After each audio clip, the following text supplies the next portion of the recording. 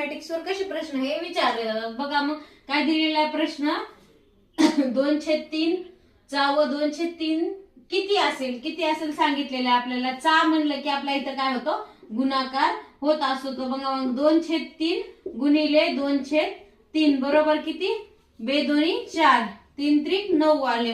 तर मग 9ने 4 ला भाग जात नाही, त्याच्यामुळे आपल्याला काय करायचं शून्य घ्यायचा म्हणजे 0.9 36 आलं किती 4 उरले म्हणजे 4.